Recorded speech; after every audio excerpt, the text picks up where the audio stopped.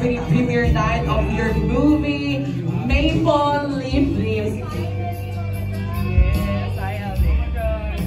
Alright, we're here. Diba parang kailan lang present natin ito and we ask for help from our friends from the press. And then tonight, we're here celebrating the grand premiere night. Kira, LA, how do you guys feel ngayong gabing ito? I feel surreal right now. I'm just so happy to see all of my loved ones here tonight to watch our movie. Thank you so much for coming. Our friends in the press, I see a few familiar faces. Maraming salamat po sa inyong pagpunta.